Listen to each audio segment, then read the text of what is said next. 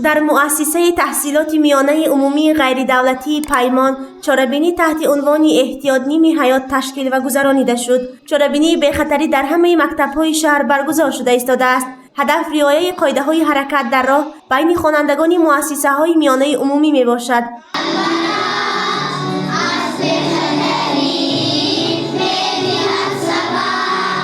در چاره‌بینی خوانندگان صنف‌های یکم تا هفتم جلب گردیدند. اصلا خوانندگان مکتب را همه روز آموزگاران با قاعده‌های بی‌خطری در راه شناس می‌کنند. در این جمع آمدی نقشوی باشد، طالب علمان صحنه‌چه‌هایی را نمایش دادند که در آن قاعده‌های راه، احتیاطکاری در راه ماشینگرد و از راه پیاده‌گرد گذشتن را تلقین می‌کرد.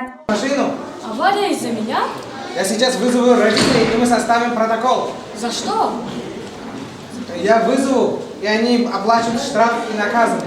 Будут наказаны. هنگام حرکت نقلیات و گذشتن پیاده‌گرد از راه ماشین گذر خفی کلان می‌افزاید. از این رو همه به خصوص خوانندگان صنف‌های پایانی در راه و چراغک راهنما باید رعایت کنند. خوانندگان در این بابت شعر و چیستان و صحنه‌چه‌های جالب را پیشکش ساختند که مقصد آن احتیاط شدن در راه ماشینگرد و اطاعت حتمی به چراغک راهنما را افاده می‌کرد. چراغک راهنما چی را می‌فهماند؟ رنگ سرخ چراغک راهنما ایست میگوید رنگ زرد چراغک راهنما تیار شو، رنگ سبز چراغک راهنما بگذار. در اتمام چاره‌بینی عبدالجبار غنیزاده دیرکتور مؤسسه غیر دولتی پیمان از برآمد خوانندگان اظهار خوشنودی نمود. او افزود که این گونه چاره‌بینی‌ها دوام سال یکچند مراتب گذرانیده می شود.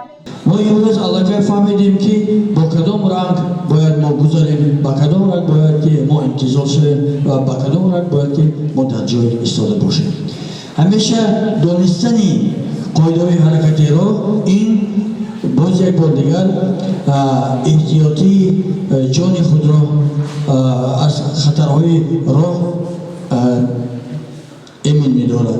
به خطری و رعایت قاعده‌های حرکت در راه برای خرد و کلان پیش از همه مسئولیت است. در حالتی به اهمیتی حادثه‌های ناخوش رخ داده پای خود عاقبت‌های فاجعه را ایجاد کردنش ممکن.